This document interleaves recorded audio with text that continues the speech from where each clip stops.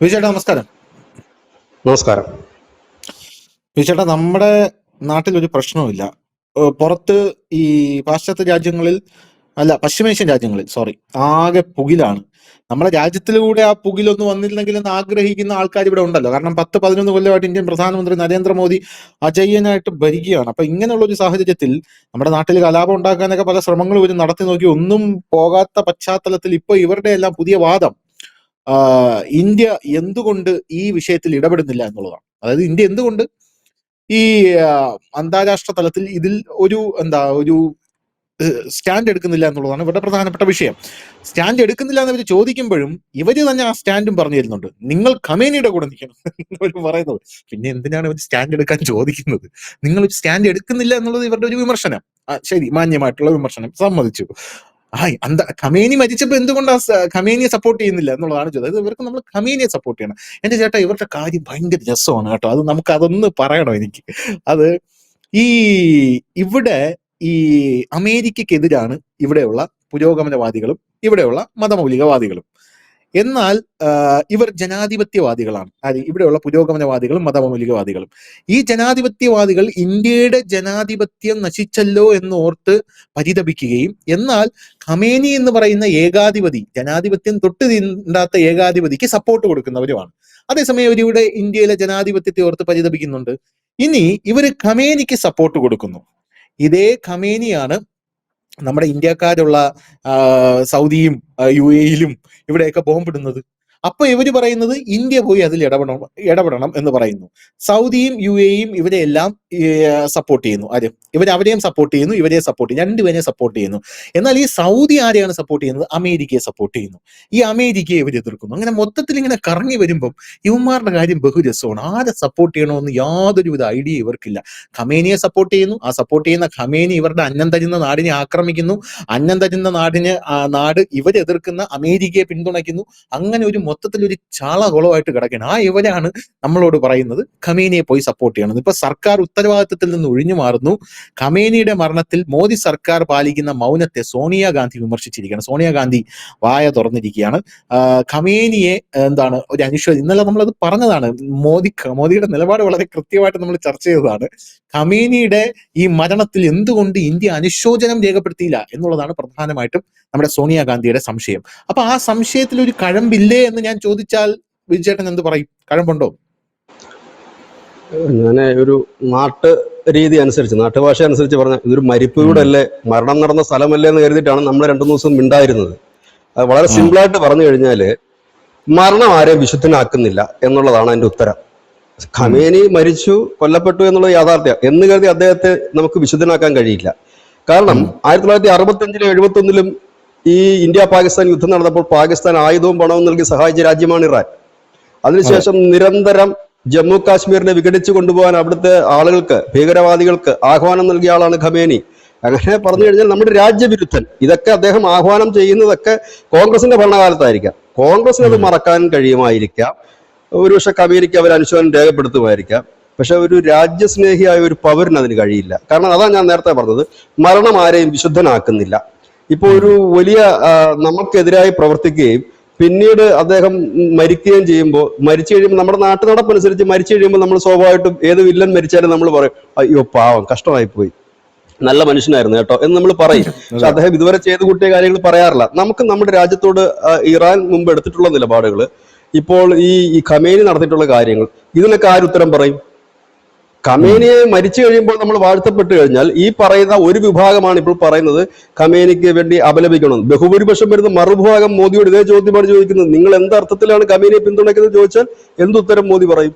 മോദിക്ക് പറയാൻ കഴിയില്ല. മോദി അതിന് അനുശോചനം രേഖപ്പെടുത്താനും പോകുന്നില്ല. പിന്നെ നമ്മൾ നമ്മുടെ ഒരു സ്റ്റാൻഡ് വളരെ ക്ലിയർ ആയിട്ട് തന്നെയാണ് പറഞ്ഞിരിക്കുന്നത്. ഖമേനിയുടെ കാര്യത്തിൽ ഇത്രയേ ഉള്ളൂ, മരണം ആരെയും വാഴ്ത്തപ്പെട്ടവനാക്കുന്നില്ല. മുൻകാല ചെയ്തികൾ മുൻനിർത്തി തന്നെയാണ് അതിനെ അനുശോചിക്കേണ്ട ആവശ്യവും നമുക്കില്ല. അല്ല, ഖമേനി അനുശോചിക്കേണ്ട കാര്യമില്ല എന്ന് പറയുന്നത് വളരെ ക്ലിയർ ആണ്. 1965-ൽ ഖമേനി ഈ നജാഫ് എന്ന് പറയുന്ന പ്രദേശത്ത് വെച്ച് അന്ന് തൊട്ട് തുടങ്ങിയതാണ് ഇയാളുടെ ഇന്ത്യ വിരുദ്ധത എന്ന് പറയുന്നത്. മുസ്ലിം ലോകം ഒന്നിക്കണം, എന്തിനാണ്? കാശ്മീരി ജനങ്ങളോടൊപ്പം നിൽക്കണം, അവരെ അടിച്ചമർത്തുന്ന പീഡകർക്കെതിരായി, അതായത് ഇന്ത്യക്കെതിരെ മുസ്ലിം ലോകം ഒന്നടങ്കം, ലോക മുസ്ലിങ്ങൾ ഒന്നടങ്കം ഒന്നിക്കണമാണ് ഈ ഖമേനി എന്ന് പറയുന്ന വ്യക്തി പറഞ്ഞിരിക്കുന്നത്. 2017 പറഞ്ഞിട്ടുണ്ട്. കശ്മീരിനെ എടുത്തു പറഞ്ഞ് ഇന്ത്യക്ക് നേരെ അന്ന് അയാൾ വലിയ കാര്യങ്ങൾ പറഞ്ഞിട്ടുണ്ട്. ഈ ഹിന്ദു വംശഹത്യ അത് നടത്തണം എന്ന് പറഞ്ഞിട്ടുണ്ട് അയാൾ. പോരാത്തതിന് 2010 ഹജ്ജ് തീർത്ഥാടകരോട് കശ്മീരിലെ മുസ്ലിങ്ങൾക്ക് വേണ്ടി നിലകൊള്ളണമെന്ന് പറഞ്ഞിട്ടുണ്ട്. ആ പ്രസ്താവന വലിയ രീതിയിൽ ഇന്ത്യ ഇറാൻ ബന്ധങ്ങളെ അന്ന് വലിയ രീതിയിൽ പ്രശ്നങ്ങളിലാക്കിയിരുന്നു എന്നുള്ള റിപ്പോർട്ട് പുറത്തു വരുന്നുണ്ട്. 2019 370 അനുച്ഛേദനം റദ്ദാക്കിയപ്പോൾ അതിനെ എതിർത്തൊരു വ്യക്തിയാണ് ഖമേനി എന്ന് പറയുന്നത്. 2020 ഡൽഹി കലാപവുമായി ബന്ധപ്പെട്ട് ഇതുപോലൊരു വർഗീയ പ്രസ്താവന ഖമേനി നടത്തി. മുസ്ലിങ്ങളെ ഇല്ലായ്മ ചെയ്യാൻ ആസൂത്രണം ചെയ്തതാണ് ഈ ഡൽഹി കലാപം. അതുപോലും അയാൾ ശ്രദ്ധിച്ചിട്ടുണ്ട് എന്നുള്ളതാണ്. അന്ന് ഡൊണാൾഡ് ട്രംപ് ഇവിടെ വന്നിരിക്കുന്ന സമയമായിരുന്നെന്ന് എനിക്ക് തോന്നുന്നു ആ ഡൽഹി കലാപം നടന്നപ്പോൾ. അപ്പോൾ അതുപോലും അയാൾ ശ്രദ്ധിച്ചിട്ടുണ്ട്. അപ്പോൾ ഇത്രയും ഇന്ത്യക്കെതിരെ നിരന്തരം പറയുന്ന ഒരു വ്യക്തി മരിക്കുമ്പോൾ നമ്മൾ പറയണം അയാൾ ഒരു മഹാനായ മനുഷ്യനായിരുന്നു എന്ന് പറയണമെന്നാണ് ഇയാൾ പറയുന്നത്. ഇവർ പറയുന്ന ഈ മതമൗലികവാദികൾ, ഇവിടെയുള്ള പുരോഗമനവാദി, ഇവർ ന്യൂനപക്ഷത്തിലും ന്യൂനപക്ഷമാണ് ചേട്ടാ. ഇവർ ന്യൂനപക്ഷത്തിലും ന്യൂനപക്ഷമായി ഇരിക്കുന്നതും കൊണ്ടും ഇവരുടെ നിയന്ത്രണത്തിലാണ് പല മാധ്യമങ്ങളും എന്നുള്ളത് കൊണ്ടും ഇവരുടെ ചെറിയ ചെറിയ പ്രസ്താവനകൾ വലിയ വാർത്തയാകും. പക്ഷെ ഇവിടെ ഒരു വലിയ ഭൂരിപക്ഷമുണ്ട്. അവർ തിരിച്ചൊന്ന് ചോദിച്ചു കഴിഞ്ഞാൽ, ഇപ്പം നമ്മുടെ ആ UGC ആക്ട് തന്നെ നരേന്ദ്രമോദി പിൻവലിച്ച് കണ്ടം വഴി ഓടിയില്ലേ? ഭൂരിപക്ഷം ഒന്ന് ഇളവിയതേ ഉള്ളൂ. അതിനു മുമ്പേ അത് പിൻവലിച്ച് മോദി കണ്ടം വഴി ഓടി. അപ്പൊ അവർ തിരിച്ചു ചോദിച്ചാൽ മോദി എന്തുത്തരം പറയും? അത് വളരെ വലിയൊരു പോയിന്റാണ്. അത് അതിനകത്ത് ഞാൻ പറഞ്ഞത് ഇത്രേ ഉള്ളൂ ധനുഷേ. സാധാരണ ഒരു മരിപ്പൊക്കെ നടക്കുമ്പോൾ നമ്മൾ എത്ര വലിയ വില്ലനും വൃത്തികെട്ടവനാണെങ്കിലും നമ്മൾ മരിപ്പ് വീട്ടിൽ ചിലപ്പോൾ പോകാറുണ്ട്. ഇല്ലെങ്കിൽ നമ്മൾ 10 പേരുടെ കാണുമ്പോൾ എന്ത് പറയും? നല്ല മനുഷ്യനായിരുന്നു എന്ന് പറയും. അത് വെറുതെ ഒരു പറച്ചിലാണ്. പക്ഷെ ഇത് അങ്ങനെ പോലും നമുക്ക് പറയാൻ പറ്റത്തില്ല. ഈ രാജ്യത്തോട് ചെയ്ത ദ്രോഹം നമുക്ക് മറക്കാൻ കഴിയുമോ? ഒന്നും നമുക്ക് മറക്കാൻ കഴിയില്ല. 65-71 യുദ്ധത്തിൽ സഹായിച്ചത് മറക്കാൻ കഴിയും? ഇതൊക്കെ നമ്മൾ ഓർത്തു വെക്കുന്നതുകൊണ്ടാണല്ലോ ഈ രാജ്യം മുമ്പോട്ട് പോകുന്നത്. അതല്ലാതെ 10 വോട്ടിന് വേണ്ടിയിട്ട് ഇതും മറഞ്ഞടിച്ചിട്ട് ഖമേനി വിശുദ്ധനായിരുന്നു എന്നാ പിന്നെ യഹിയ സിൻഹ നമുക്ക് പറയാമായിരുന്നല്ലോ, നമ്മളുമായിട്ടൊരു ദ്രോഹം പുള്ളി ചെയ്തിട്ടില്ല. സിൻവാർ ഉണ്ടല്ലോ ഹമാസിന്റെ, നമുക്ക് വ്യത്യസ്തയോ ഇതൊന്നും ചെയ്തിട്ടില്ല. പുള്ളിയും വാഴ്ത്തപ്പെട്ടവനാക്കി നമുക്ക് പറയാമായിരുന്നു, അനുശോചിക്കാമായിരുന്നു. അപ്പൊ അതിലൊന്ന് നമ്മൾ ഗദ്ദാഫിയെ പറയാമായിരുന്നല്ലോ, ഗദ്ദാഫി കൊല്ലപ്പെട്ടപ്പോ. അതായത് നമ്മുടെ ഇത് പക്ഷേ കോൺഗ്രസ് സർക്കാരായിരുന്നു ഈ രാജ്യം ഈ സമയത്ത് ഭരിച്ചിരുന്നെങ്കിൽ യാതൊരു സംശയവും വേണ്ട, ഖമാനിക്ക് അനുശോചനം രേഖപ്പെടുത്തിയാന് മുക്കിന് അനുശോചന സമ്മേളനവും കൂടിയാണ്. ഇപ്പൊ ഇലക്ഷൻ കാലമായിട്ട് കേരളത്തിൽ അനുശോചന സമ്മേളനത്തിന്റെ അയ്യരുകളിയായനെ. ഇനിയിപ്പോ ഉണ്ടോന്ന് എനിക്ക് അറിയത്തില്ല, ഇപ്പൊ നിലവിലില്ല. അങ്ങനെ ഒരു അനുശോചന സമ്മേളനത്തിന്റെ കാര്യങ്ങൾ തന്നെ ആയാനെ. അപ്പൊ അതിന്റെ ആവശ്യമില്ല. കാരണം ഒരു മതത്തിന്റെ നേതാവ് മതത്തിനെ കുറിച്ചല്ല പറഞ്ഞിരുന്നത് എന്നുള്ളതാണ് മറ്റൊരു കൗതുകരമായ കാര്യം. മറ്റു രാജ്യങ്ങളെയും കാഫറുകളെ ആക്രമിക്കാനാണ് പറഞ്ഞിരുന്നത്. പിന്നെ പോട്ടെ, അത്ര ഒരാൾ മരിച്ചു, സ്വാഭാവികമായിട്ട് നമുക്കൊരു വിഷമം ഉണ്ട്, കൊല്ലപ്പെട്ടല്ലോ എന്നുള്ളൊരു വിഷമമുണ്ട് എന്ന് കരുതിയിട്ട് അദ്ദേഹം ഇന്ത്യയുടെ പ്രിയപ്പെട്ട ഒന്നുമല്ല. നമ്മളെ ദ്രോഹിച്ചിട്ടേ ഉള്ളൂ, ഹിന്ദുക്കൾക്കെതിരായി സംസാരിച്ചിട്ടേ ഉള്ളൂ, ഹിന്ദുക്കളെ കൊന്നൊടുക്കണമെന്ന് പറഞ്ഞവരാണ്, വംശഹത്യയിൽ പ്രോത്സാഹിപ്പിച്ച ആളാണ്, ഇങ്ങനെയൊക്കെ ചെയ്തിട്ടുള്ള ഒരാളാണ്. ആൾക്ക് നരേന്ദ്രമോദിയെ കിടക്കുന്ന ഒരാൾക്ക് അനുശോചിക്കാൻ കഴിയില്ല. പിന്നെ നമ്മൾ നമ്മുടെ സ്റ്റാൻഡ് പറഞ്ഞിട്ടുണ്ട്. അത് ഇന്ത്യയുടെ സ്റ്റാൻഡാണ് ഇന്ത്യ എല്ലായിടത്തും പറഞ്ഞിരിക്കുന്നത്. ഇറാന്റെ മണ്ണിൽ വെച്ച് തന്നെ നമ്മുടെ അംബാസഡർ പറഞ്ഞ കാര്യം, ഒരു സ്വതന്ത്ര പരമാധികാര രാജ്യത്തിന്റെ അതിർത്തി കടക്കരുത്. ഇത് തന്നെയല്ലേ UAE പറഞ്ഞതും, ഇന്നലെ സൗദിയോട് എല്ലായിടത്തും ഇത് നമ്മുടെ നിലപാടാണത്.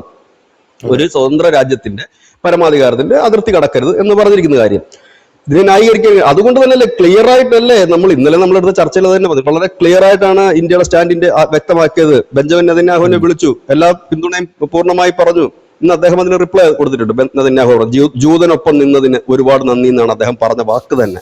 പിന്നെ UAE നന്ദി പറഞ്ഞിട്ടുണ്ട്, സൗദി അറേബ്യ നന്ദി പറഞ്ഞിട്ടുണ്ട്, ഖത്തർ നന്ദി പറഞ്ഞിട്ടുണ്ട്. ഇതെല്ലാം പിന്തുണയ്ക്ക് അവർ നന്ദി പറയുന്നുണ്ട്. ഇവിടെ എന്ന് പറഞ്ഞു കഴിഞ്ഞാല് നമ്മളുമായിട്ട് സ്നേഹബന്ധത്തിലുള്ള ഒരു രാജ്യം തന്നെയാണ്. ശരിയാണ്, നമ്മളുമായി മുമ്പ് ചേർന്ന് കിടന്ന രാജ്യമാണ്. അതിനിടയിലാണ് പിന്നെ പാകിസ്ഥാനും ഒക്കെ വരുന്നത്. ഈ കോൺഗ്രസ് എന്തുകൊണ്ടാണ് ചേട്ടാ ഇത്രയധികം ഒരു ന്യൂനപക്ഷ പ്രീണനം എന്നുള്ള രീതിയിലേക്ക് വഴിമാറിയത്? ഒരുപാട് നാള് ഈ മാധ്യമ മേഖലയിൽ നിന്ന ഒരാളെന്ന നിലയ്ക്ക് ഇപ്പോൾ ഈ ന്യൂനപക്ഷ പ്രീണനം അതിഭീകരമാണല്ലോ കോൺഗ്രസിന്. അവര് ഇവിടെ ഭൂരിപക്ഷത്തിനെ പരിഗണിക്കാത്തതാണോ, അല്ലെങ്കിൽ ഇതെങ്ങനെയാണ് ഈ ഒരു രീതിയിൽ ഇവർ സ്ട്രക്ചർ ചെയ്ത് വന്നിരിക്കുന്നത് ഈ കോൺഗ്രസ്? ഇനി ധനുഷ പോകാനുള്ളത് ഫൗണ്ടേഷന്റെ കുറച്ച് കല്ല് മാത്രമാണ്. ആ കല്ലെന്ന് പറയുന്നത് ഈ പറയുന്ന ന്യൂനപക്ഷം. ആ കല്ലൂടെ ഇളകി പോയി കഴിഞ്ഞാൽ പിന്നെ ഇവിടെ ഇല്ല. ഇവിടെ എവിടെങ്കിലുമൊക്കെ ജയിച്ചു കയറണ്ടേ? ഇപ്പൊ എന്താണ് 5 സ്റ്റേറ്റിലാണ് തെരഞ്ഞെടുപ്പ് നടക്കുന്നത്. അസാം മുസ്ലിങ്ങൾക്ക് നിർണായക സ്വാധീനമുള്ള സംസ്ഥാനം, അസാം. വെസ്റ്റ് ബംഗാൾ മുസ്ലിങ്ങൾക്ക് സ്വാധീനമുള്ള സംസ്ഥാനമാണ്. തമിഴ്നാട് ചില മണ്ഡലങ്ങളിൽ മുസ്ലിം വോട്ടുകൾ കോൺഗ്രസിന് നിർണായകമാണ്. കേരളം മുസ്ലിം വോട്ടുകൾ അതിനിർണായകമായ ഒരു സംസ്ഥാനമാണ്. പിന്നെ പോണ്ടിച്ചേരിയാണുള്ളത്, അവിടെയുമുണ്ട്.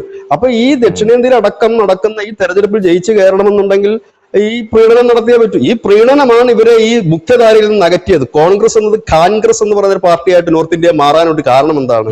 ഖാൻഗ്രസ് എന്ന യുപിയിലും നമ്മൾ ബീഹാറിലൊക്കെ യാത്ര ചെയ്ത കോൺഗ്രസ് എന്ന് അവർ പറയില്ല, ഖാൻഗ്രസ്. അതായത് ഖാൻകാരുടെ മുസ്ലിങ്ങളുടെ പാർട്ടിയാണെന്നാണ് അവർ പറയുന്നത്. എന്തുകൊണ്ട് ആ നിലയിലേക്ക് അവർ എത്തിയെന്ന് ചോദിച്ചു കഴിഞ്ഞാൽ, ഒന്ന് അതിന്റെ ട്രഡീഷൻ നോക്കിക്കഴിഞ്ഞാൽ ആ പാരമ്പര്യം മുസ്ലിം പാരമ്പര്യമുള്ള ഒരു പാർട്ടി തന്നെയാണത്. അല്ലാതെ അവർ മുസ്ലിം സ്നേഹം കാണിക്കുന്നതല്ല. നെഹ്റു 1-ാം നമ്പർ മുസ്ലിമാണ്, ഇന്ദിരാഗാന്ധി ആ ജീനാണ്, രാജീവ് ഗാന്ധി ആ ജീനാണ്, രാഹുൽ ഗാന്ധി പിന്നെ ആ ജീൻ അല്ലാതിരിക്കില്ലല്ലോ. അങ്ങനെ വരുന്നു. അങ്ങനെ ഒരു ജീനിന് അങ്ങനെ ചിന്തിക്കാൻ കഴിയും, അങ്ങനെ പ്രവർത്തിക്കുക. അത് നമുക്ക് തെറ്റ് പറയാൻ കഴിയുന്ന ഒരു കാര്യമല്ല. മുസ്ലിംസ് ആണ്, ആ ഒരു ട്രഡീഷൻ അങ്ങനെയാണ്, അവരുടെ പഴയകാല ചരിത്രങ്ങൾ അങ്ങനെയാണ്. അല്ലാതെ അവര് ഗാന്ധിയുമായിട്ടോ കാശ്മീരിലുള്ള പണ്ഡിറ്റുകളുമായിട്ടോ ഇന്ത്യയിലെ ബ്രാഹ്മണന്മാരുമായിട്ടോ യാതൊരു ബന്ധവുമില്ലാത്ത ഒരു കുടുംബമാണത്. അവർക്ക് എങ്ങനെയാണ് അവരുടെ പാരമ്പര്യം ഹിന്ദു എന്ന് അവകാശപ്പെടാൻ കഴിയുന്നത്? ഇവര് ഇവിടൊക്കെ പഴയ കഥകൾ പോകാൻ അശ്ലീലം ഒരു എന്താണ് ഒരു വൃത്തികെട്ട, നമ്മൾ അതിലേക്ക് നമ്മൾ പോകേണ്ട കാര്യമില്ല. എങ്കിൽ പോലും ഇൻസ്റ്റാഗ്രാമിൽ നിരന്തരം കാണുന്ന ഒരു കഥയുണ്ട് കേട്ടോ. സത്യമാണോ എന്ന് എനിക്കറിയില്ല, ഞാൻ ജാമ്യം എടുത്തിട്ടാ പറയാം, ഞാൻ അത് അന്വേഷിക്കാൻ പോയിട്ടില്ല, അതുകൊണ്ടാണ്. അതായത് ഈ രാജീവ് ഗാന്ധി മരിച്ച സമയത്ത് ഈ DNA ടെസ്റ്റ്, മൃതദേഹത്തിന്റെ DNA ടെസ്റ്റ് നടത്താൻ രാഹുൽ ഗാന്ധിയുടെ DNA എടുക്കണമെന്ന് പറഞ്ഞപ്പോൾ സോണിയാഗാന്ധി സമ്മതിച്ചില്ല എന്ന് പറയുന്നു. എന്നിട്ട് പ്രിയങ്ക ഗാന്ധിയെ ഫ്രണ്ടിൽ പിടിച്ച് നിർത്തിയിട്ട് പ്രിയങ്ക ഗാന്ധിയുടെ എടുത്താൽ മതി എന്ന് പറയുന്നുണ്ട്. അങ്ങനെ ഒരു ട്രോളാണോ റീൽസ് ഇഷ്ടം പോലെ ഇൻസ്റ്റയിൽ കറങ്ങി നടക്കുന്നുണ്ട്. പക്ഷെ ഇതിന്റെ ഒന്നും സത്യാവസ്ഥ ഞാൻ അന്വേഷിച്ചു പോയിട്ടില്ല. അങ്ങനെ ഒരുപാട് കാര്യങ്ങൾ. പിന്നെ ഇവർ ഈ നമ്മുടെ പടക്കപ്പലില് ആൻഡമാൻ നിക്കോബാറിലോട്ടോ ലക്ഷദ്വീപിലോട്ടോ ഇവര് മറ്റേ ലഷറിന് പോയ രാജീവ് ഗാന്ധി കുടുംബവും നമ്മുടെ കപ്പലിലാണ് പോകുന്നത്. അതായത് നമ്മുടെ പടക്കപ്പലില് ഇന്ത്യൻ നേവിയുടെ കപ്പലിലാണ് അവരുടെ കുടുംബം അടക്കം ലഷറിന് പോകുന്നത്. അപ്പൊ ഞാനിങ്ങനെ ആലോചിക്കുകയാണ്, ഇതൊക്കെ ഈ സമയത്താണ് നടന്നിരുന്നതെങ്കിൽ എന്തായിരിക്കും നമ്മുടെ നാടിന്റെ ഇഷ്ടം പോലെ കഥകൾ ഇതുപോലെ. ഇതൊക്കെ ഞാൻ അന്വേഷിച്ചപ്പോൾ സത്യം തന്നെയാണ്. ഈ ലഷറിന് പോയ സംഭവങ്ങളൊക്കെ ഇഷ്ടം പോലെ കേട്ടാ സത്യം പറഞ്ഞുണ്ടല്ലോ, ഇവർ ഇന്ത്യൻ പ്രധാനമന്ത്രിയുടെ താടി വളഞ്ഞത് വരെ നോക്കിയിരിക്കുകയാണ്. അത് അന്നത്തെ സമ്മതിച്ചിരുന്നില്ല. ഈ പ്രിയങ്കയുടെ എടുക്കാൻ പറഞ്ഞില്ലെന്ന് എനിക്കറിയില്ല. പക്ഷെ DNA എടുക്കണ്ട എന്ന് പറഞ്ഞു. അത് സ്ഥിരീകരിക്കണം. ഈ മരണം സംഭവിച്ചാൽ അത് ആരായാലും ആ മരണത്തെ നമ്മൾ സ്ഥിരീകരിക്കുന്ന DNA പരിശോധനയിലൂടെ, അതിന് നമ്മുടെ നിയമമാണ്. അത് നമ്മുടെ ലോകത്തെല്ലായിടത്തുമുള്ള നിയമമാണ്, നമ്മുടെ രാജ്യത്തിന്റെ നിയമമാണത്. അതിനു വേണ്ടിയിട്ടാണ് അത് പറഞ്ഞിരുന്നത്. പക്ഷെ അത് സമ്മതിച്ചില്ല. അപ്പം അതൊക്കെ ഉണ്ട്, അത് നമ്മളിത് പറയേണ്ട ആവശ്യമില്ല. പക്ഷെ കമ്മ്യൂണിറ്റി ഒരു വിഷയത്തിലേക്ക് നമ്മൾ വരുമ്പോൾ സ്വാഭാവികമായി തന്നെ അതിനകത്ത് അനുശോചിക്കേണ്ട കാര്യമില്ല, അപലപിക്കേണ്ട കാര്യമില്ല. കാരണം അപലപിച്ചു കഴിഞ്ഞാൽ അത് ഇന്ത്യൻ ജനതയോട് ചെയ്യുന്ന തെറ്റാണത്. അത് BJPയോ കമ്മ്യൂണിസ്റ്റോ കോൺഗ്രസോ എന്നുള്ളതല്ല, ഈ രാജ്യത്തോട് ജനങ്ങൾ തെറ്റാണ്. കാരണം 65-ലും 71-ലും ഈ രാജ്യത്തിന് വേണ്ടി ജീവത്യാഗം ചെയ്ത സൈനികരോടുള്ള തെറ്റായിരിക്കും അങ്ങനെ ചെയ്ത. അതുപോലെ തന്നെ അന്നൊക്കെ യുദ്ധക്കെടുതിയിൽ യാതന അനുഭവിച്ച ലക്ഷക്കണക്കിന് ഇന്ത്യക്കാരോടുള്ള അനീതിയായിരിക്കും അത്.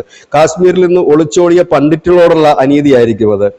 അതുപോലെ തന്നെ ജമ്മു കാശ്മീരിനെ വിഘടിപ്പിച്ചു കൊണ്ടുപോവുക എന്ന് പറയുന്ന ഒരു പ്രസ്താവനയിലൂടെ, അല്ലെ അതിന് നേതൃത്വം കൊടുത്തതിലൂടെ ഈ രാജ്യം വിഭജിക്കാൻ കൂട്ടുനിന്നതിലൂടെ 140 കോടി ജനങ്ങളുടെയും വിരോധം വിളിച്ചു വരുത്തുന്നതും അവരോട് ചെയ്യുന്ന തെറ്റായിരിക്കും ഈ ഖമേനിക്ക് കൊടുക്കുന്ന ഒരു ആദരം എന്ന് പറഞ്ഞു കഴിഞ്ഞാൽ. അതാണ് ഇതിന്റെ ഒരു ബേസിക് കാര്യം. ഒരുപക്ഷെ അദ്ദേഹം നേരെ ചൊവ്വയാണ് മരിച്ചിരുന്നെങ്കിൽ, ഒരുപക്ഷെ ഇറാൻ ഇതടക്ക് നിലനിൽക്കുകയും നേരെ ചൊവ്വയാണ് മരിച്ചിരുന്നെങ്കിൽ പ്രോട്ടോകോൾ അനുസരിച്ച് ഈ രാജ്യത്തിൽ നിന്ന് ഒരുപക്ഷെ ഏതെങ്കിലും ഒരു മന്ത്രി അദ്ദേഹത്തിന്റെ ഫ്യൂണറൽ സെറമണിക്ക് പോകുമായിരുന്നിരിക്കാം. അറിയില്ല, അപ്പോഴത്തെ സ്റ്റാൻഡ് എന്താണെന്ന് അറിയില്ല, പോകുമായിരുന്നിരിക്കാം. ഒരുപക്ഷെ ഏതെങ്കിലും ഒരു മന്ത്രിയെ ചിലപ്പോൾ പറഞ്ഞു വിട്ടെന്നിരിക്കാം, നമുക്കറിയാം. പ്രശസ്തിയാൻ അധികാരത്തിൽ അറിയപ്പെടുന്ന നരേന്ദ്രമോദി അല്ല പോയത്, നമ്മുടെ നിതിൻ ഗഡ്കരിയാണ് വിട്ടത്. അപ്പം അങ്ങനത്തെ നിൽക്കുന്ന ഒരു മൂന്നാമനെയാണ് നമ്മൾ അങ്ങോട്ടേക്ക് വിട്ടത്. അപ്പൊ അതിനുള്ള സാധ്യതയുണ്ട്. അങ്ങനെ ആരെങ്കിലും വിടും. ഇപ്പൊ ഏതെങ്കിലും ഒരു മന്ത്രി, ചിലപ്പോൾ സുരേഷ് ഗോപിയൊക്കെ പോയെന്നിരിക്കും, ചിലപ്പോൾ പറയാൻ പറ്റത്തില്ല. അങ്ങനെയൊക്കെ ആരെങ്കിലുമൊക്കെ ചിലപ്പോൾ വിട്ടെന്നിരിക്കും. അതേ ഉള്ളൂ. കാരണം ഇതിന് കൃത്യവും വ്യക്തമായ മറുപടി ഇത്രയേ ഉള്ളൂ. മരണമാരെയും വിശുദ്ധനാക്കുന്നില്ല. മുൻകാലങ്ങളിൽ ചെയ്തു കൂട്ടിയ കാര്യം, അത് രാജ്യത്തോട്, ഒരു ജനതയോട്, ഒരു വിഭാഗത്തോട് ചെയ്തു കൂട്ടിയ കാര്യം, അത് പൊറുക്കാനും മറക്കാനും കഴിയുന്നില്ല. മരിച്ചു എന്നതിൽ സഹതാപമുണ്ട്, വിഷമമുണ്ട്, സംഭവം ശരിയാണ് എന്നുള്ളത്. അതിനെ കവിഞ്ഞ് ഒരു തരത്തിലുള്ള അനുശോചനവും അദ്ദേഹം അർഹിക്കുന്നില്ല എന്നുള്ളത് വളരെ ക്ലിയർ ആണ്. അങ്ങനെ ചെയ്യുകയാണെങ്കിൽ നാളെ അസീം മുനീർ മരിക്കുമ്പോഴും ഇത് തന്നെ നമുക്ക് ചെയ്യേണ്ടി വരും. അസീം മുനീർ, ഹാഫിസ് സയ്യിദ്, ദാവൂദ് ഇബ്രാഹിം ഒക്കെ മരിക്കുമ്പോഴും മോദി എന്തുകൊണ്ട് അനുശോചിച്ചില്ല എന്ന് ചോദിക്കും. അതുപോലെ തന്നെയുള്ളൂ ഇതും. അതിനപ്പുറത്തേക്ക് ഡെക്കറേഷൻ ഒന്നും വേണ്ട. പിന്നെ നമ്മൾ ഇത്ര നാൾ മിണ്ടാതിരുന്നത് എന്തുകൊണ്ടാണെന്ന് വെച്ചാൽ, ഒരു മരിപ്പിലൂടല്ലേ, മരിപ്പ് നടന്ന സ്ഥലമല്ലേ, മരിച്ചൊരു വ്യക്തിയല്ലേ എന്ന് പറഞ്ഞിട്ട് നമ്മൾ അതിനെ പോസ്റ്റ്മോർട്ടം ചെയ്യാത്തതാണ്. ഇപ്പൊ വളരെ ക്ലിയർ ആയിട്ടാണ് നമ്മളത് പറഞ്ഞത്.